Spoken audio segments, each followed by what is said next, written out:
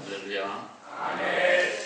2000년 기독교 역사에 고난의 문제는 신비로 그렇게 알려져 있습니다. 머리 좋은 종교가들이 많이 있었습니다. 그래서 이 고난의 문제를 해결해 보려고 많이 연구하고 책들도 많이 쓰고 얘기도 많이 했지만 고난의 문제는 명쾌한 해답이 없이 영원한 신비에 쌓여 있습니다. 예를 들면 악한 자가 고난받는다면 그건 지극히 당연한 걸로 우리가 수용이 되겠습니다만 선하고 의롭고 믿음의 사람이 수많은 고난을 악한 자보다 더 받아야 된다고 하는 이러한 현실 앞에 문제 해답이 잘 없는 것입니다. 또 더 큰 문제는 무엇이 선이고 무엇이 악인가 하는 그러한 질문 앞에 명쾌한 어떤 스탠다드를 제시할 사람도 이 땅에는 없기 때문에 그렇습니다. 각자의 생각이 또 배경이, 환경이 또 그리고 살아온 삶의 그 다양한 모습이기 때문에 어떤 한 잣대를 가지고 어떤 사람을 평가한다고 하는 것은 대단히 위험한 것이고 잘못되기가 매우 쉽기 때문에 그렇습니다. 그럼에도 불구하고 우리가 성경적으로 말한다면 하나님을 잘 믿고 또 교회생활 열심히 하고 하나님을 잘 경외하는 그런 사람을 성경은 가르쳐 의로운 자라, 선한 자라, 그리고 축복의 사람이라고 그렇게 말씀을 하고 있습니다. 예를 들면 욥과 같은 사람은 욥기 1장에 보시면 그는 선한 사람이고 의로운 사람이요 정직한 사람이요 아주 훌륭한 믿음의 사람이었다고 그렇게 그를 서술하고 있습니다. 그럼에도 불구하고 이 땅에 태어난 많은 인생 가운데 욥처럼 그렇게 고난을 많이 당한 사람도 없기 때문에 왜 의인이 고난을 받아야 되느냐? 특별히 하나님이 계시고 그 하나님은 선하신 분이고 모든 것을 할 수 있는 그런 하나님이라면 날아오는 총알도 하나님이 잡을 수도 있고 피해가게 할 수도 있는데 왜 믿음의 사람이 전쟁터에서 총을 맞아 죽어야 되는지, 또 기도 열심히 하고 여행을 간다고 출발했는데 교통사고로 이 땅을 젊은 나이에 가야 되는지, 이런 거에 대한 그 의문은 이루 말할 수가 없고 해결이 잘 안 되는 것입니다. 오늘 우리는 고난의 문제를 신비에 두고 그러나 수많은 고난을 받았던 욥이 그 문제를 어떻게 해석하고 어떻게 이 문제를 풀고 나갔는가, 이건 성경적인 거니까 원래 아침에 완전하진 않지만 제가 최선을 다해서 이 본문을 해석을 하면서 이 문제를 짚으면서 여러분에게 큰 소망과 믿음과 은혜의 시간이 되어지기를 주님의 이름으로 축복합니다. 우리가 먼저 이 본문을 1절에를 잘 보게 되면 고난 중에 하나님을 만나려고 애쓰는 욥을 우리는 찾아보게 됩니다. 욥은 그에게 당한 어려움이 너무나 극심했기 때문에 오늘 본문 2절에 보시면 하나님을 향하여 반항한다고 그렇게 내가 반항하는 마음과 근심이 있다. 내가 받는 재앙이 탄식보다 더 크다. 그러면서 하나님을 향하여 쓴물을 쏟아내고 뱉어내고 있는 걸 우리가 보게 됩니다. 성경의 욥만 하나님을 향하여 반항한 것이 아니었습니다. 우리가 하박국서나 또 특별히 시편에 요즘 새벽마다 시편을 봅니다만은 그 많은 시인들이 하나님을 향하여 많은 질문을 쏟아내는데 하나님이요 악인이 저렇게 잘 되고 건강하고 죽을 때도 고통이 없고 또 장수하고 애들은 너무너무 잘 되고 또 사업도 생각보다 더 잘 되는 이런 문제를 하나님이 어떻게 나는 이해해야 됩니까? 나는 내대로 열심히 하나님을 경외하고 열심히 주님의 일을 한다고 하는데 왜 비교해 볼 때 이렇게 많은 고난과 어려움이 내게만 와야 되느냐고 하는 그런 질문들을 하나님 앞에 하는 것을 보게 됩니다. 예레미야도 그런 질문을 했고요. 특별히 욥도 오늘 보면 우리가 쉽게 이해하기 어려운 하나님 앞에 반항하는 마음이 있다.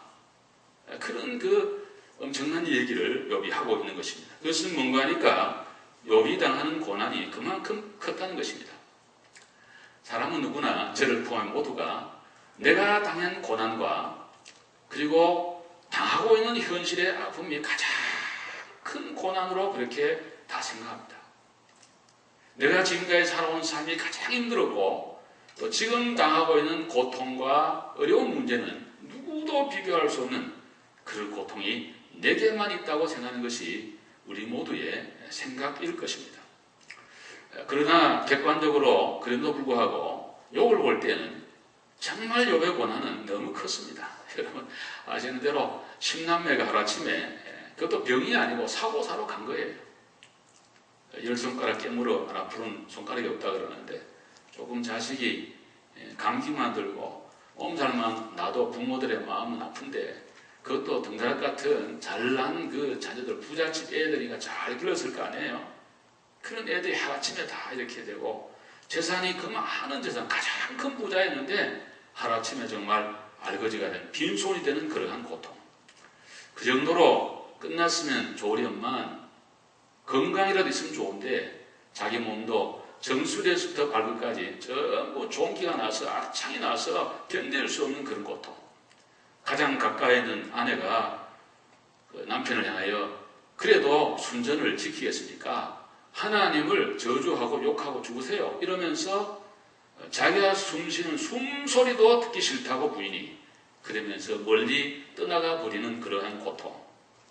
친구들이 많이 있었는데 부자였으니까 자문에 보면은 가난하면은 친구를 삼으려고 쫓아가도 도망간다 그러는데 부자는 가만히 있어도 친구가 많이 생긴다고 성경에 말씀하는데 그런 의미에서 욥에게는 친구가 참 많았습니다. 특별히 세 친구가 찾아와 일주일간 함께 제 가운데 앉아서 고난에 동참해 주기도 했습니다.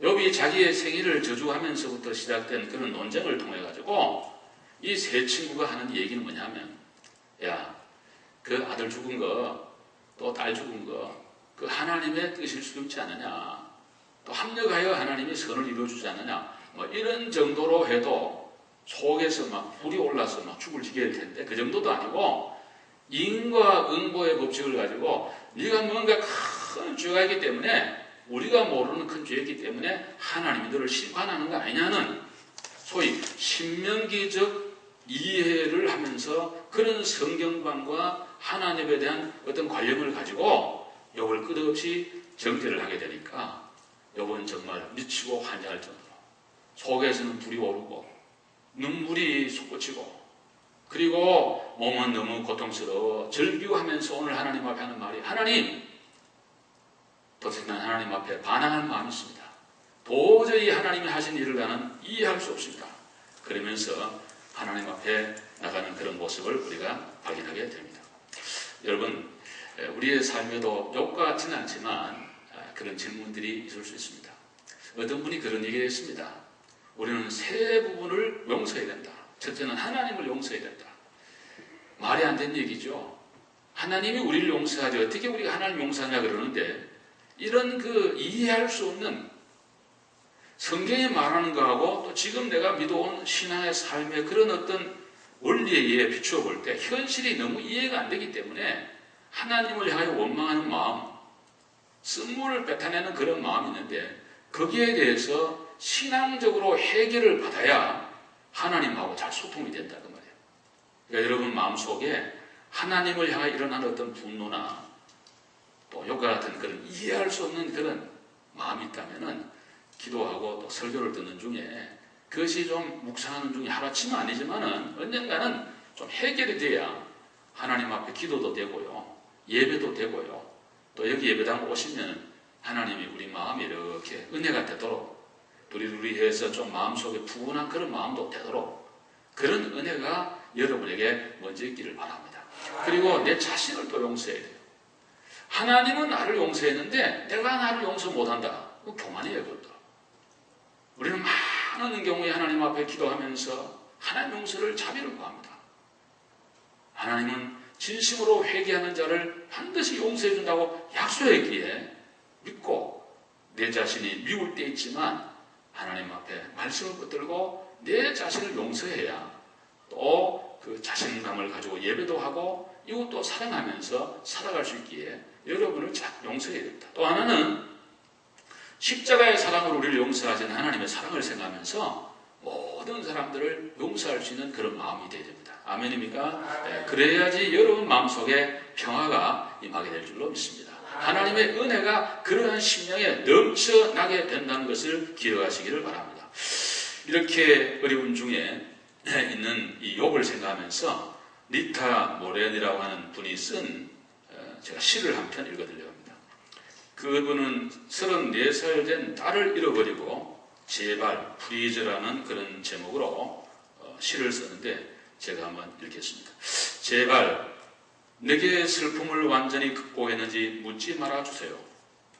나는 결코 슬픔을 완전히 극복할 수 없을 겁니다. 제발 그가 지금 있는 곳이 여기보다 낫다고 말하지 마세요. 내 곁에 없는 것이 문제이니까요. 제발 그가 더 이상 아프지 않으니 됐다고 말하지 마세요. 왜 그 아이가 고통받아야 했는지도 나는 이해할 수 없답니다. 제발 내가 느끼는 것을 당신은 또 알고 있다고 말하지 마세요. 당신 또한 아이를 잃었다면 모를까요?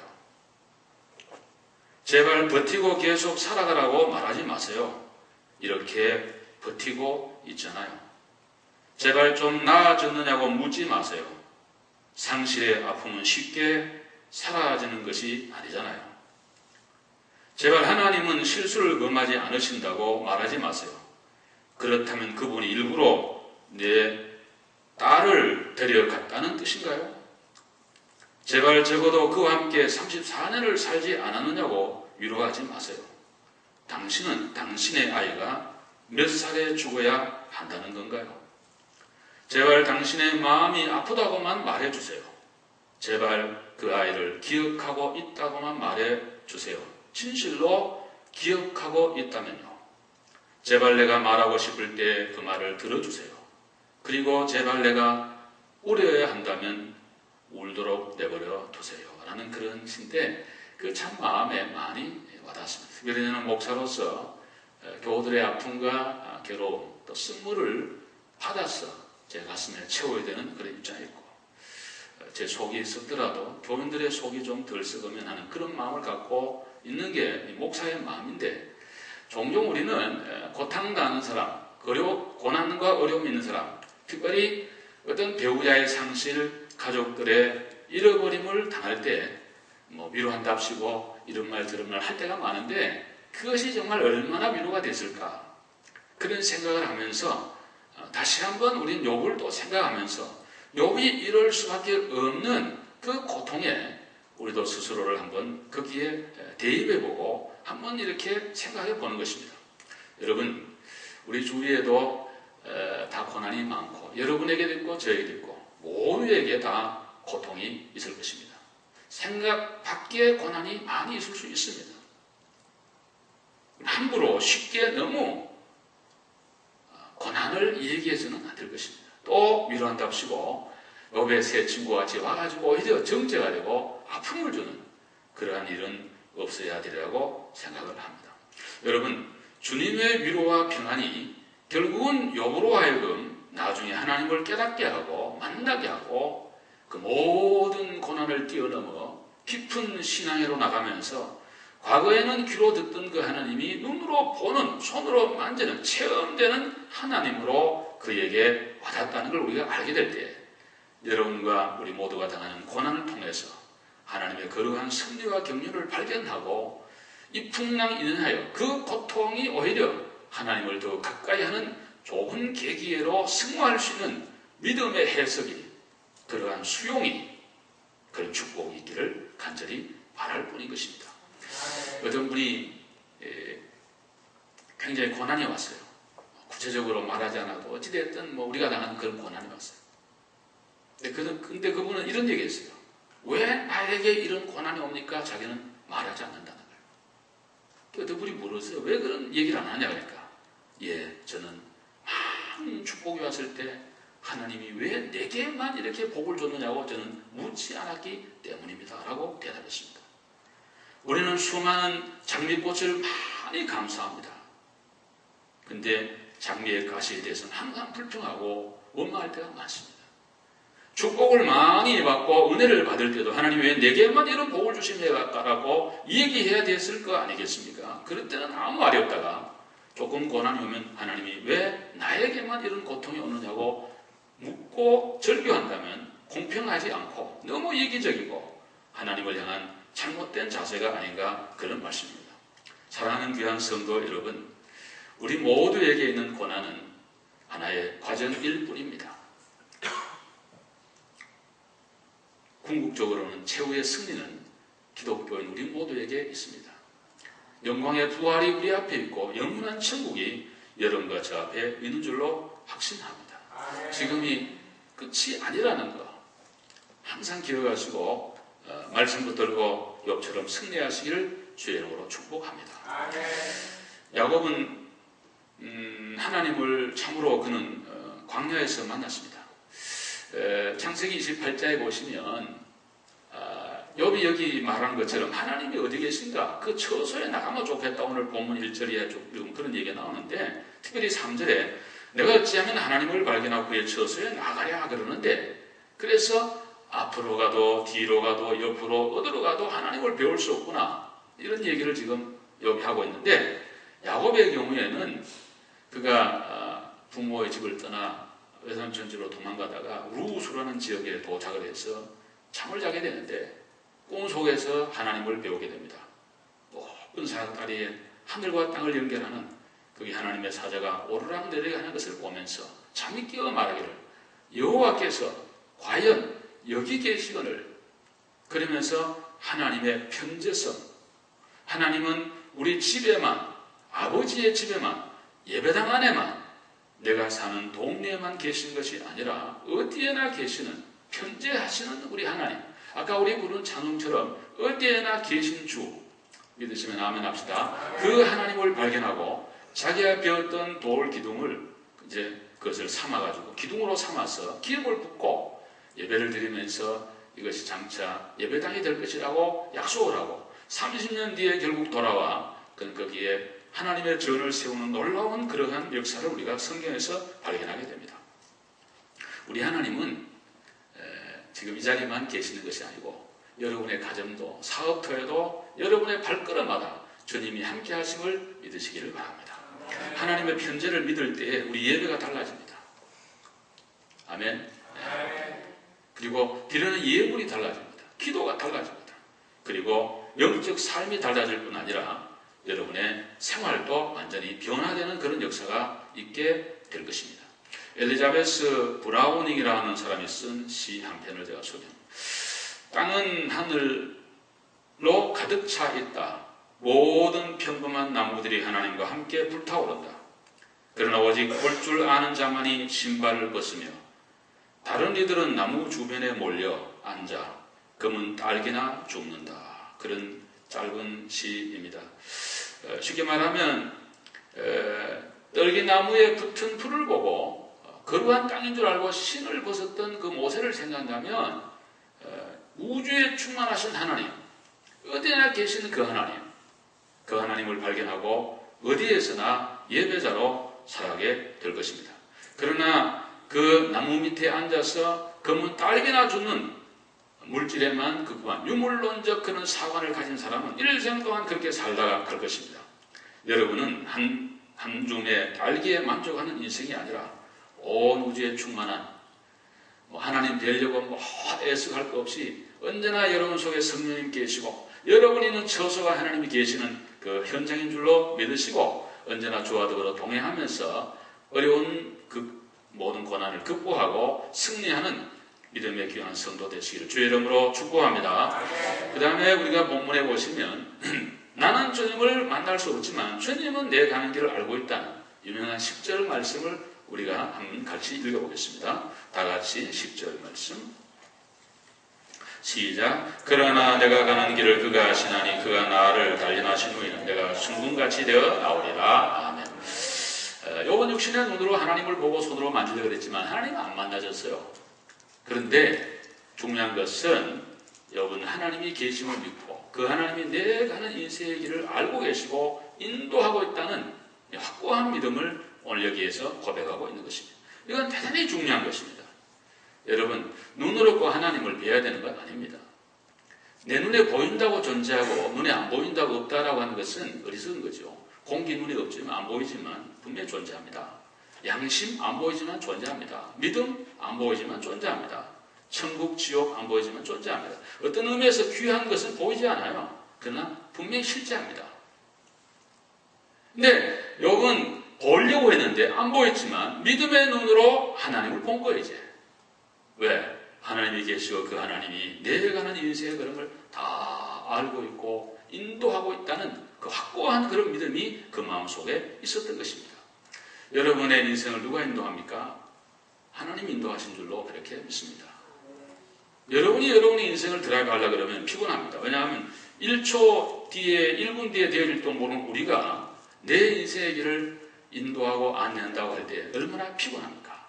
하나님은 모든 걸 아시는 하나님이십니다.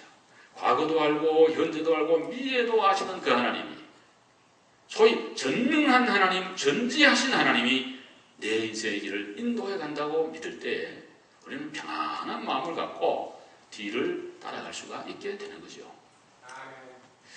저희 교회를 이제 시골을 받고 했으니까 한마디 저는 언급을 드린다면은, 혹시 또 예배당 지은 뒤에 오신 분들도 무슨 좀 미안한 마음 그런 거 절대 가질 거 없고요. 그냥 드리는 말씀이고요. 또 우리 모두가 이제 힘 모아서 앞으로 세계 선교에 크게 임하자는 그런 교회로 하나님이 크게 복을 주실 줄로 믿습니다. 그것도 저 믿음이에요. 여러분의 믿음인 줄로 믿습니다. 근데 이제 그 1984년도 27년 전에 그 버클리 하이츠에 있는 우리 염태정 권사님의 사돈 되시는 집사님이신, 지금은 사우스캐롤라이나에 계신 줄 압니다. 김태진 집사님이라 하신 집사님이 계셨는데, 저희 안수 집사님이셨는데, 그 집에서 6개월간 저희 교회 예배를 드리며 시작을 했고요. 그런 다음에 버클리 하이츠, 저 산에 좋은 동네입니다. 거기에는 장로교회를 빌려서 예배를 드렸습니다. 초대 강세대 목사님이 5년 8개월을 저희 교회를 이끌었습니다. 수고를 참 많이 하셨고요. 좋은 일들도 많이 선주합니다. 또 힘든 일도 많이 있었고요. 제가 90년 8월 첫 주일날 제 2대 목사로 버클리 하이츠에 있을 때 제가 부임을 왔습니다. 교인이 손에 꼽을 정도 이런 숫자 그렇게 많지 못했습니다. 그리고 이제 미국 교회 빌려보는데 본당도 그냥 홀딩 체어를 하는데 친교실을 물론 없고요. 그래서 교실에서 도나스 보고 이러면서 우리 살다가, 제가 부임 와서 6개월 지난 뒤에 웨스트필드에 있는 좋은 미국 장로교회, 큰 교회죠. 그 체프를 빌려가지고 예배를 드렸습니다. 4년간 예배를 우리가 가서 드렸습니다.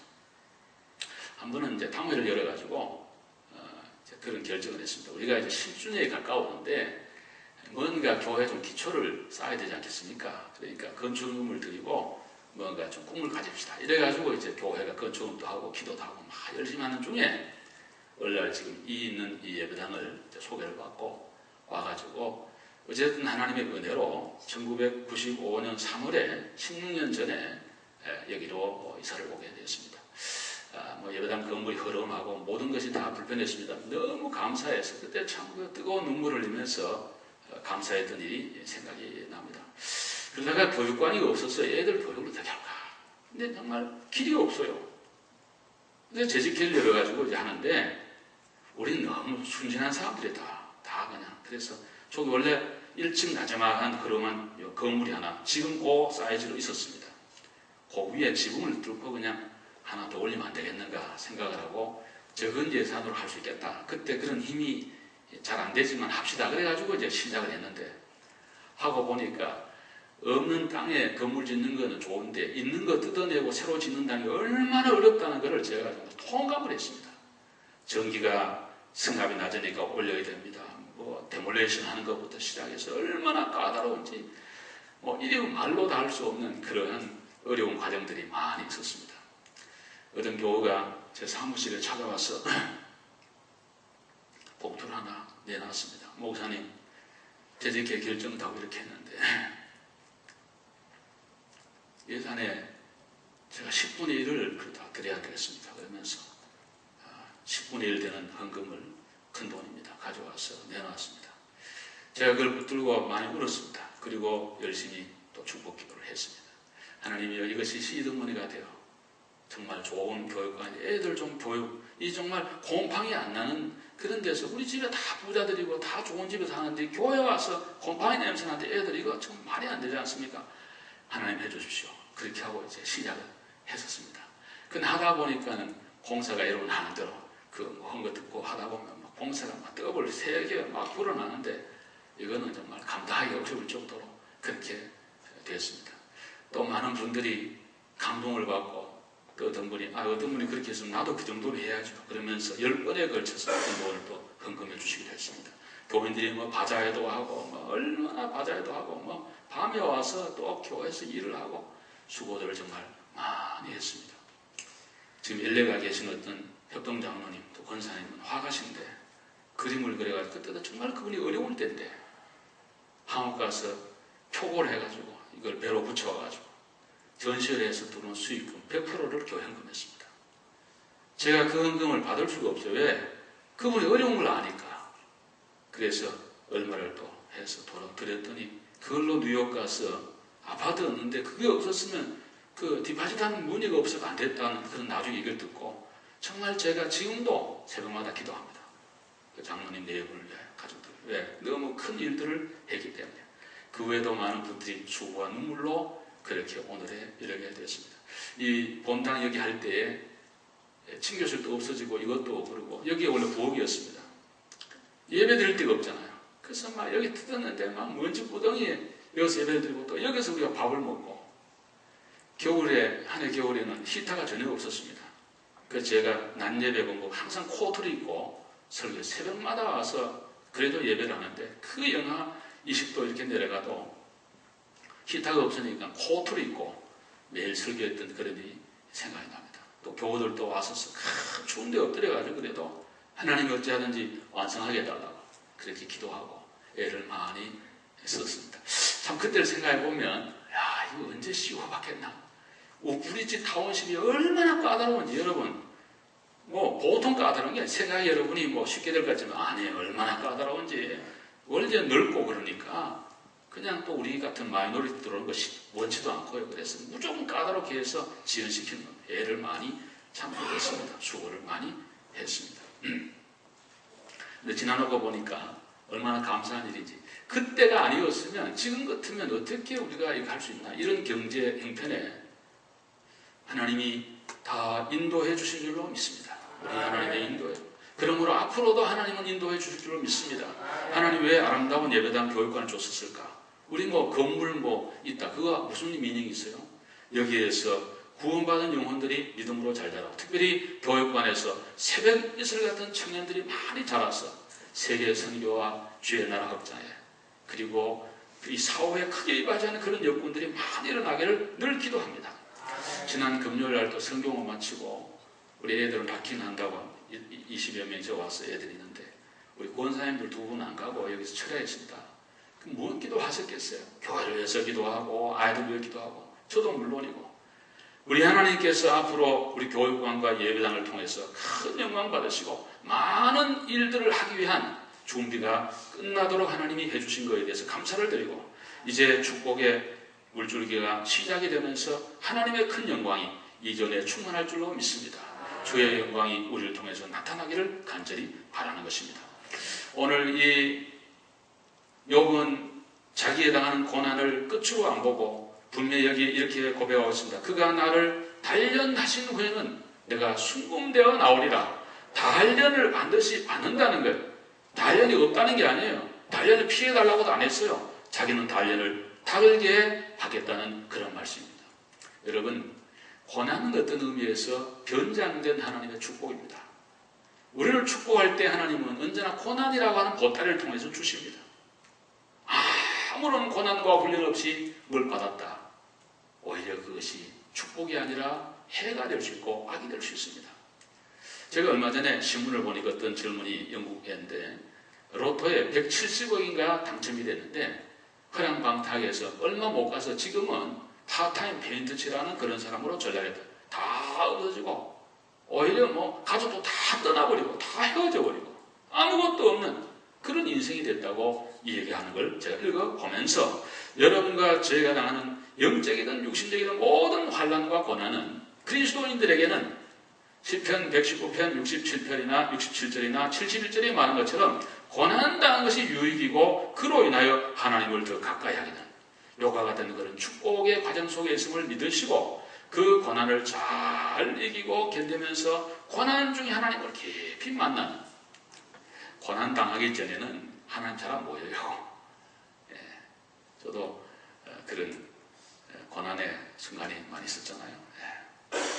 그때 정말 겸손하고 절대절명의 순간에 하나님만 찾게 되더라고요. 오늘도 고난이 중에 계신 분이 혹 계시면 십자가를 붙잡으시고 승리하시기를 바랍니다. 주님은 반드시 우리의 길을 인도해 주시고 역사해 주실 것입니다. 오늘도 여러분 혹 상실의 아픔, 억울함, 분노에 쌓이는 분이 계십니다. 왜 어째서 무엇 때문에 나에게 이렇습니까? 그런 질문 아무리 해도 하나님은 대답하지 않습니다. 성경에 그런 질문에 대답했다는 구절이 없어요. 오히려 하나님은 부드러운 손길로 만져주시고 따뜻히 우리를 인도해 주심으로 우리를 치유해 가실 것입니다. 사람들의 따뜻한 위로가 필요할 것입니다. 오늘도 우리 모두 순금되어 나오기까지 하나님 우리를 훈련한다는 사실을 기억하시고 믿음의 사람이 되시고 인격의 사람이 되시고 신화의 장성한 분량에 이르시기를 간절히 바랍니다. 마음이나 육체나 경제적으로 인간관계 어려운 중에 계신 분이 계십니까? 아니, 인간 존재 자체가 고난이니까 우리 모두에게 해당되는 말씀인 줄로 생각합니다. 여러분, 오늘 하나님을 향하여 절규 대신에 주의 임재를 오늘도 경험하시고 주의 만져주심이 있기를 진심으로 원합니다. 그리고 내 가는 길을 하나님은 알고 있다는 그 믿음 하나만큼은 절대로 잃어버리지 마세요. 지난 날을 인도하신 하나님 지금 캄캄하지만 인도하고 있고 미래는 더 밝게 우리를 인도해 주실 줄 믿습니다. 영원한 천국까지 인도할 것입니다. 그리고 나는 순금되어 나와 그때 내 모습은 불순물이 없는 욕심도 미움도 분노도 없는 참으로 하나님과 가까이 가는 거룩한 성화된 그리스도인이 되어 하나님 앞에 나타날 것이고 모든 사람에게 나타날 줄로 믿습니다. 이런 은혜가 우리 모두에게 함께하기를 바라고 우리 교회 앞날에 하나님이 다시 말씀을 드리는 것처럼 교회 부흥과 세계 선교에 크게 쓰임받고 우리 아이들이 자라가는 놀라운 축복이 있기를 주의 이름으로 축원합니다. 기도하겠습니다. 자비로우신 하나님 감사합니다. 오늘 저희들이 끝여름에 이렇게 주일날 하나님의 거룩한 전에 올라갔습니다.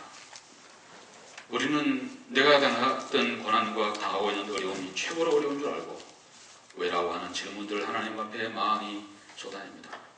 욕은 하나님 앞에 반항할 마음이 있다 정도로 하나님에 대하여 이해할 수 없었습니다. 고난이 너무 깊었기 때문입니다. 진노로는 그 고난의 무게를 그는 감당할 수가 없었습니다. 그래서 하나님을 만나 뵈려고 동서남북으로 애를 많이 썼으나 그는 만날 수가 없었습니다. 그러나 영적으로 그는 하나님을 만나면서 하나님은 나를 알고 있고 내 가는 길을 인도하고 있다는 이 확고한 믿음을 갖게 되었고 이 고난이 지나면 순금되어 나오리라 했던 그 고백처럼 그 믿음대로 결국 욥기 마지막에 그는 그런 사람이 될 수가 있었습니다. 하나님 우리 모두에게도 이런 믿음을 더하여 주소서. 어떤 어려움도 잘 인내하고 참아서 주님처럼 인내해서 승리하는 저희 모든 성도 되게 해 주시옵시고 아버지 고난 중에도 감사할 수 있는 우리 모든 성도들 되도록 축복해 주십시오. 예수님 이름으로 기도드립니다. 아멘.